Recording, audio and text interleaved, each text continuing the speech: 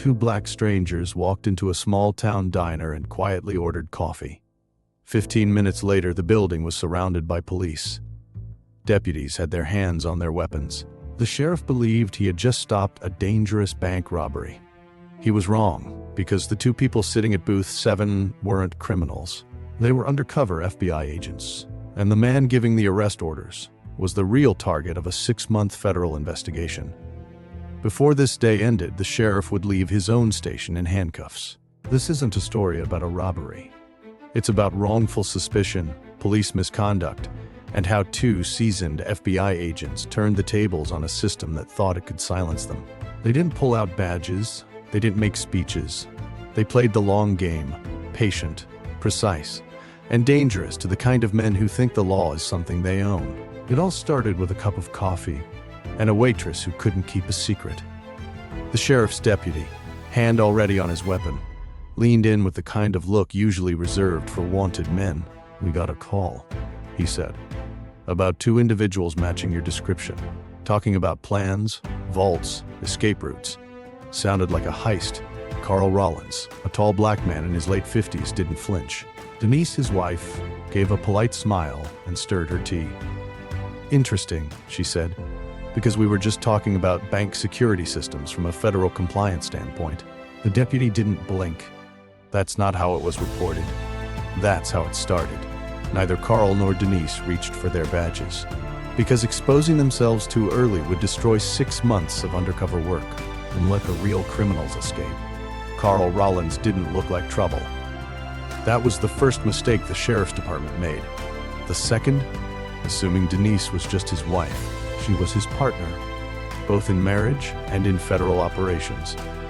Her file at Quantico was thicker than most case law books. Between them, they had nearly 40 years of combined experience in federal surveillance, counterintelligence, and high-risk undercover missions.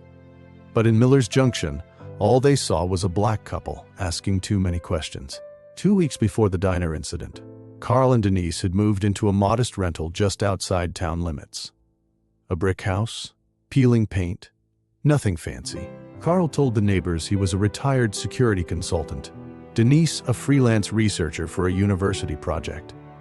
They smiled, waved, and barbecued in the backyard like everyone else. But inside the house, satellite uplink, audio intercept systems, a command board tracking 3 high-value targets in the sheriff's office. Their mission? Expose a laundering network that funneled stolen municipal funds through fake construction bids. An operation that had grown so confident it was using official sheriff vehicles to move money. It didn't take long for Carl to sniff out the weak link. Deputy Todd Brinker, eager to please, quick to act, and dangerously gullible. Carl played him like a fiddle, dropped little breadcrumbs, asked him where the town's credit union made its night deposits, asked about staffing patterns at City Hall, all under the guise of small talk. Todd never once questioned why a retired guy from DC cared so much about bank floor plans. Denise, meanwhile, was working quieter angles. She enrolled in yoga at the community center, joined the town Facebook group, and struck up a conversation with the wife of the sheriff's financial officer. Over cookies and decaf, she learned about missing invoices, late-night visits to the county records building, and whispers that certain traffic citations were being fixed for cash. Every piece fit into a broader picture, one that painted Sheriff Wallace not just as corrupt, but arrogant enough to believe no one would come looking. The couple's operation followed strict FBI protocol: no direct confrontation, no exposure unless necessary. But on the 12th day of their assignment, Carl caught something on the bug they'd planted in the sheriff's truck, a conversation about cleaning house and getting rid of liabilities. The voice wasn't just Wallace's. It was Councilman Griggs, head of the town's budget committee. That changed everything. They were no longer dealing with just dirty cops. This was organized collusion at the local government level. Federal crimes, conspiracy, misuse of public funds. Carl sent the update to Washington. The Bureau approved escalation. They had 1 week left. That's when the problem with Todd happened. Apparently, someone overheard Carl and Denise reviewing case notes while filling gas at the Quick Mart. Carl had said something like, "We hit the vault during shift change," Make sure surveillance is on delay. It was code, Denise responded. Camera 3 seconds, still blind. They'll never see us coming. Harmless if you understood bureau shorthand. Dangerous if you were Todd Brinker, who happened to be at the next pump. Ears wide open and a head full of cable TV crime shows. Within an hour, he was on the radio to Sheriff Wallace. I think we've got a situation, he said. Possible armed robbery suspects. Could be planning something big. The strange part wasn't that someone overheard them. The strange part was that Carl had expected it to happen. Every word had been carefully chosen. Every reaction had already been predicted. Now, you might think any decent sheriff would do a background check before dispatching 4 units to a diner, but Wallace didn't hesitate. If there was one thing he feared more than federal oversight, it was losing control of the narrative. And if there was even a sliver of truth to what Todd reported, Wallace wanted to be the one who caught it on his terms. What he didn't realize was that Carl and Denise had predicted this exact outcome 3 days earlier. It was part of their contingency plan, Operation Hawkeye. A carefully structured undercover sting that allowed for exposure under the threat of detainment. Denise had already programmed a silent ping to alert the regional FBI field office if she triggered the sequence from her watch. Carl had backup flash drives hidden in the lining of his leather wallet, one labeled car insurance, the other dry cleaners. Both held hours of audio implicating 3 senior officers and the town clerk. So when Wallace burst into the diner, chest puffed, boots loud, flanked by armed deputies, Carl didn't react. Had been in worse situations in Fallujah. Denise simply sighed and pushed her tea aside. I told you we'd get interrupted, she said. You owe me $5. The deputies didn't cuff them, not at first. Wallace didn't want a scene, not in public, not yet. He gestured calmly, as if this were a routine matter. But his jaw was clenched, and his eyes never left Carl's hands. We'd appreciate it if you came with us, just to answer a few questions. Carl stood slowly, nodded, and placed $2 on the table for the coffee he never touched.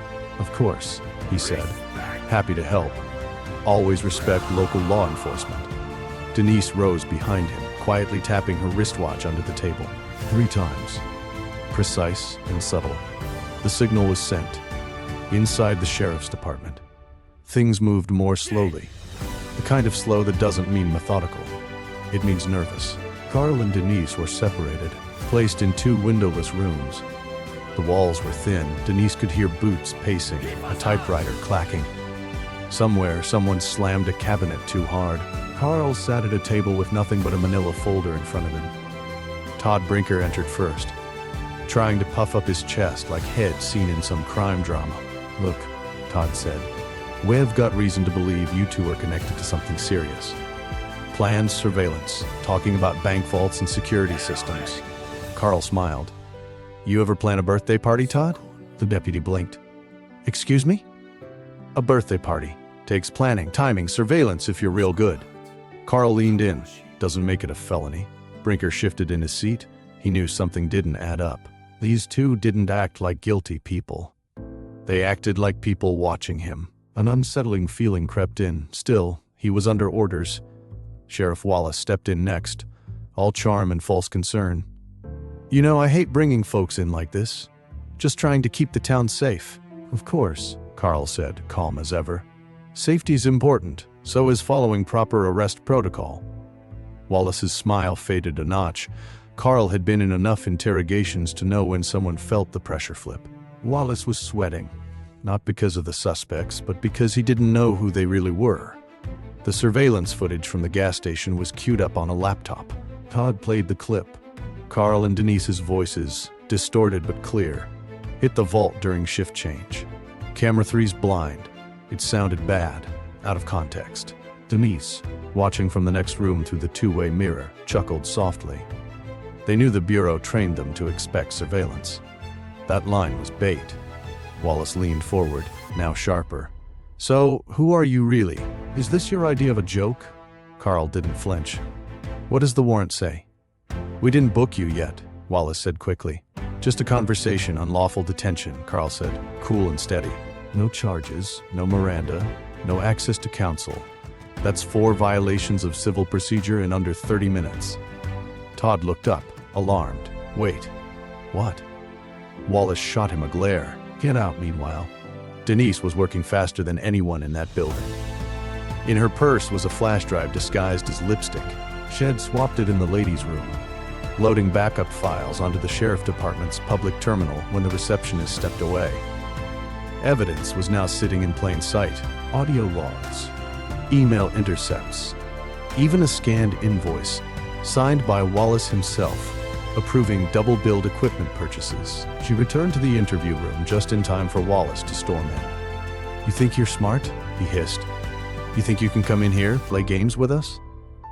Denise tilted her head. "Sheriff, we're not playing anything, you are. And you're losing." The phone rang in the next room, sharp, twice, then silence. Wallace ignored it. Carl leaned back and said calmly, "That's your last chance to stop digging. After this, the dirt lands on you." But Wallace didn't stop. He signaled Todd to prepare holding cells. "Separate them," he ordered. "Put them in lockup while we sort this out." Todd hesitated. "Sheriff, I don't think they..." "Just do it." That hesitation would later save his career. As Todd walked Denise toward the hallway, she leaned toward him just enough for her words to be clear. "Internal Affairs knows everything. Right now. They're just watching to see how deep you go with him." Todd stopped cold. "What did you say?" Denise didn't repeat it. She didn't have to. The look in her eyes said enough. Moments later, 3 unmarked black SUVs pulled up in formation outside. The station doors swung open. Nobody shouted. Nobody ran. 6 federal agents walked in with the quiet confidence of people who already knew the ending. And suddenly, the sheriff wasn't the one asking questions anymore. At the head, Special Agent Rivera, Carl's supervisor at the bureau. He didn't knock. He didn't ask for permission. His voice cut through the room like a scalpel. Precise, cold, and final. "Everyone in this building step away from the suspects. Now." Todd was the first to obey. He froze mid-step, still holding Denise's intake form. Slowly, silently, he placed it on the counter and backed away, his hands shaking just enough to notice. Wallace didn't move. Not yet. He blinked once, jaw tight, then forced a chuckle. "Is this some kind of mistake?" "I don't know who you think you're barging in here." "Oh, I think you do," Rivera said. He handed over a thick envelope, stamped and sealed, a federal arrest warrant. "Wallace R. Wallace. You are under federal investigation for conspiracy to commit financial fraud, obstruction of justice, misuse of government property, and unlawful detainment of federal agents under active assignment." Rivera paused. "Would you like to read the charges out loud, or shall I?" Silence. Denise stepped forward, pulled out her bureau credentials, and held them up to Wallace's face. "Denise Rollins, FBI Counterintelligence. Badge 34,671. Your office's computers were compromised 2 hours ago. We've retrieved internal memos, payment trails, falsified invoices, and intercepted calls between you and Councilman Griggs." She turned to Carl, who now stood beside her, calm as a marble statue. "Agent Carl Rollins, FBI Operations Field Lead. Every conversation you've had for the past 30 days recorded. Every time you moved stolen cash using department vehicles, documented. Every time you used your badge to silence whistleblowers, archived. Welcome to federal accountability." Wallace turned pale. He opened his mouth, closed it, then spun toward Todd like a drowning man reaching for a lifeboat. "Did you know about this?" Todd looked like someone had pulled the ground out from under him. I thought they were planning a robbery." "You just arrested 2 federal agents," Rivera said sharply, "without probable cause, without a warrant, without Miranda. That's a civil rights violation, and it puts your entire department under review by Internal Affairs." Another agent handed Rivera a laptop. He clicked through surveillance footage. Wallace entering the evidence room alone at midnight. Wallace exchanging envelopes in unmarked vehicles. Wallace at City Hall, collecting what looked suspiciously like cash payments labeled consulting fees. Rivera turned the screen so Wallace could see. "You didn't just cross the line," he said. "You danced on it," Wallace snapped. "This is a setup. It's political. They planted this." But no one moved to support him, not even his deputies. Carl said quietly, "Sheriff, you forgot something. When you make enemies at the federal level, they don't bark. They just wait, and then they close the door behind you. 2 agents moved forward. One read Wallace his rights. The other began to cuff him. Wallace resisted for 1 second, just one, but Denise stepped closer, looked him dead in the eye and said, "You touch that gun, you'll be in a federal courtroom by Monday." In shackles on TV, that did it. Wallace dropped his arms. The cuffs clicked shut. From the hallway, you could hear murmurs, other officers stepping back, whispering, rethinking every conversation they'd ever had in that station. Todd stood frozen in place. Carl approached him, not with anger, but clarity. "Todd, you're lucky," he said. "You didn't know, but next time know better, because jumping to conclusions without evidence, that's how innocent people end up behind bars, or worse." Carl looked at Todd and quietly said, "The badge doesn't make a man honorable. His choices do." Todd nodded slowly, his face flushed with something between shame and realization. Rivera turned to the team. "Secure the station. Begin data extraction. Everyone else, outside. This is now a federal crime scene." The building emptied in minutes. Reporters had already gathered. Word travels fast in a town where the only real excitement used to be the county fair. Carl and Denise walked outside side by side. Calm, professional, not triumphant. "Just done." Denise looked up at the cloudless sky and muttered, "Not bad for a Tuesday." Carl grinned. "You still want that pie?" Inside the SUV, Rivera handed Carl a folder. "Quantico wants the full report by Friday. They are thinking about using this case in the academy." Denise raised an eyebrow. "Teaching material." "No," Rivera said. "Legend material."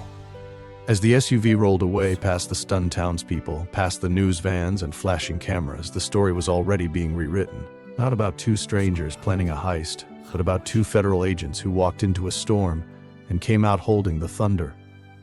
By noon the next day, Miller's Junction looked nothing like it had 24 hours before. The sheriff's station, once a fortress of small-town power, was now under lock and key, taped off, guarded by U.S. Marshals, with laptops and file cabinets wheeled out under tarps. The sign over the door still said, "To serve and protect." But no one was buying it anymore. News crews circled like hawks. Headlines ran on every major network. Local sheriff arrested in federal sting. FBI uncovers massive fraud ring in small Kentucky town. And perhaps the most unexpected, black couple mistaken for robbers, actually FBI agents. That headline stirred something across the country. It wasn't just another crime story. It was a mirror. A quiet reflection of what happens when judgment overtakes facts. When power goes unchecked. When racial bias gets mistaken for vigilance. Back in D.C., the Department of Justice had already drafted a response. The Assistant Attorney General issued a public statement praising agents Carl and Denise Rollins for executing a high-risk undercover operation in a racially charged environment with exceptional restraint and professionalism. Translation: they were profiled. They stayed cool. They brought down a network. And now, everyone was watching. But the real twist didn't come from Washington. It came from the town itself. Because when Sheriff Wallace was dragged out in cuffs, his grip on the town didn't disappear. It shattered. And what spilled out next was years of rot. County auditors launched an immediate investigation into city spending. Over a dozen fake vendor accounts were discovered, shell companies created to launder money through public grants. Several of them traced back to friends of Wallace. One was even in his wife's name, and it wasn't just about money. With Wallace gone, officers started talking.